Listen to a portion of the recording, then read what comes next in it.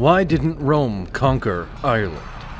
At its height, the Roman Empire held most of Europe, from the Atlantic coast to the Caspian Sea, but it never took the island of Hibernia, or as you may know it, Ireland.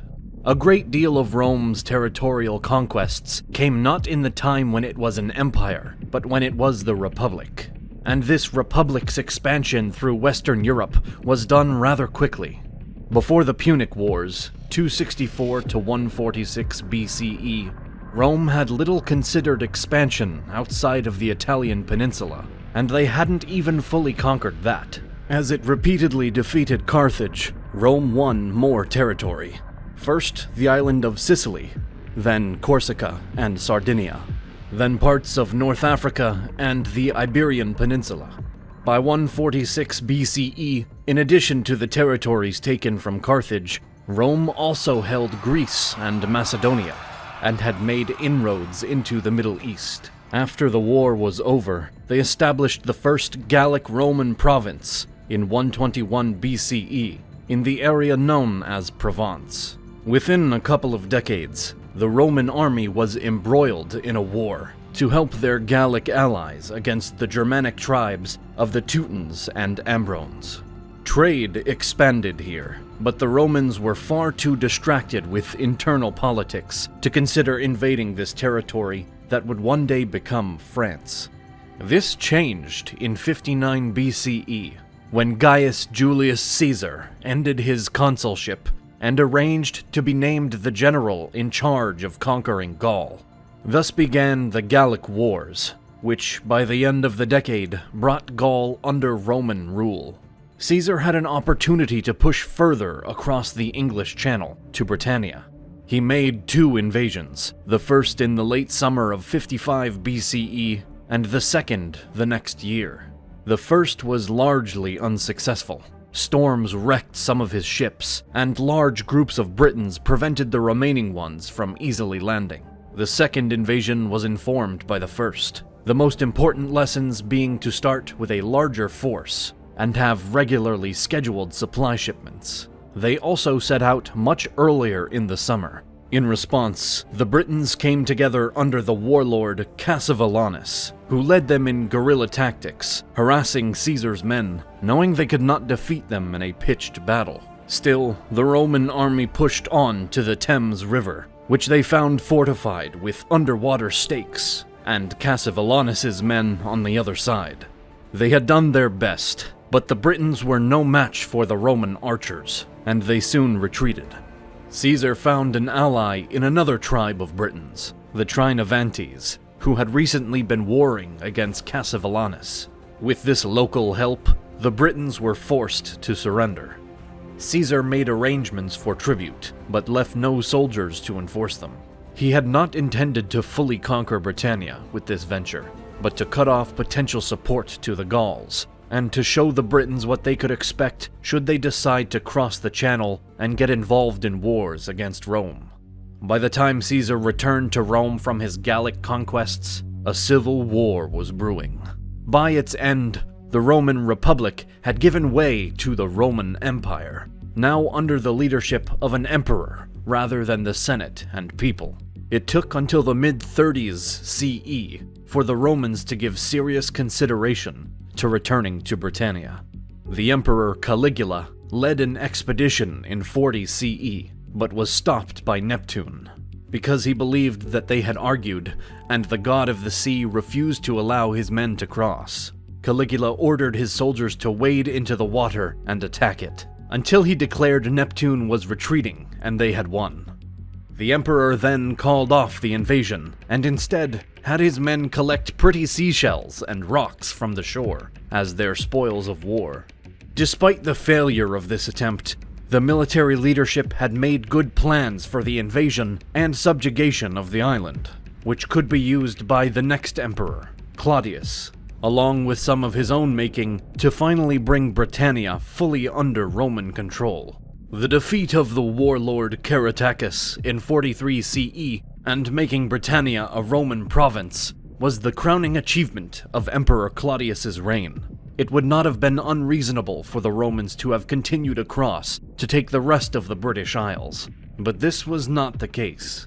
There are a few reasons that Rome never conquered Ireland. First, the Britons did not bow down to Roman control quickly or meekly. The early governors of the province spent most of their time putting down rebellions, most notably the one led by Boudicca, queen of the Iceni in 61 CE. These rebellions were ironically a reason to invade Ireland, as it could be used as a stronghold against the Romans in Britain, as Caesar had feared was being done in Britain for the Gauls. Imperial politics also played a major role. The Julio-Claudius dynasty collapsed under Claudius's successor, Nero, whose suicide prompted an 18-month period in which 4 men successively took control, and 3 lost it. Once the government was again stable, under the first of the Flavian emperors, Vespasian, some attention could be given to the British Isles. Vespasian and his successors largely chose good men to rule Britannia, and left them to do their jobs. The best known of these is Gnaeus Julius Agricola, best known in part because of his accomplishments, but likely more due to the fact that his son-in-law, Publius Cornelius Tacitus, is one of the most important sources for Roman history of this period. If Rome was ever going to conquer Ireland, it would have been by Agricola, at the head of its legions. By the time of his governorship, 78 to 85 CE, the Britons had a few generations of Roman rule, and while there was still some small rebellions, the Romans were looking to expand beyond their few settlements in southwest England. They had pushed into Wales under Aulus Plautius, and moved northwest as well. Agricola spent much of his time as governor expanding into Caledonia. While conducting one of these expeditions, Agricola came to know an exiled Irish king, and both hoped to use the other for their own purposes. Agricola saw an opportunity in helping him to retake his throne, thereby creating an ally and removing Ireland as a haven for anti-Roman sentiment. The king would likely have been happy to have Roman help, even if it meant they would exact a tribute. Tacitus does not tell us the Irish king's name, but many believe it to have been the legendary king Tuatha Tecmar, who was overthrown and exiled around this time. Agricola's knowledge of the island, aside from whatever the king told him, would have been based on coastal surveys and information from merchants and traders. Whatever they told him, he wasn't terribly impressed. He told his son-in-law, a single legion with a few auxiliaries could conquer and occupy Ireland.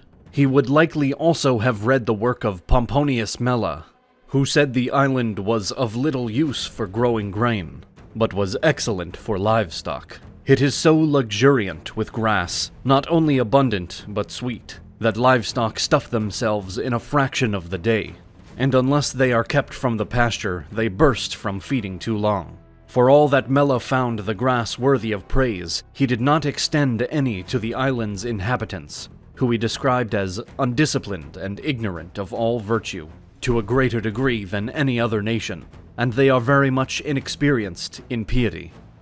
Given all of this, an invasion of Ireland made sense for the Romans. They expected it would require little effort, and they would be rewarded with the removal of a potential rebel sanctuary, and a place that could produce abundant hides for leather and vellum, if not also the meat. And so Agricola set up a camp in that part of Britain which looks toward Ireland, hoping for fresh conquests rather than fearing attack. Archaeologists have confirmed this, finding evidence of fortifications in this area, in addition to trade markets. Agricola's opportunity was lost, however, to rebellions in Scotland that demanded his full attention. By the time he had finished with these, his governorship had ended and he returned to Rome. And so the opportunity to bring Ireland into the Roman Empire was lost. But this does not mean there was no interaction between the Irish and the Romans. Trade had existed between Ireland and Britain long before any foreign conquests. This continued, and now included the Roman inhabitants of the island. Roman coins can be found all over Ireland, along with gold and silver Roman jewelry, and the remains of amphorae that held olive oils and wine. There is even a Roman-style grave near Stonyford Co, Kilkenny. making it seem likely that at least one Roman felt sufficiently at home in Ireland to be interred there. And as ever in the ancient world, there was also trade in the enslaved, both to and from Ireland. The most important element of these trade ties, however, was not the goods they bought and sold, but the information they passed. As Romans and Romanized Britons interacted with the Irish, they exchanged elements of culture, and just as power of Rome was beginning to wane in the British Isles, a relatively new belief system was becoming an important part of being Roman: Christianity.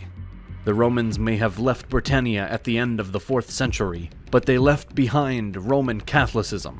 And when, as of this writing, nearly 70% of the Irish identity as Catholic, we might say that Rome did conquer Ireland after all, not with swords, but with ideas.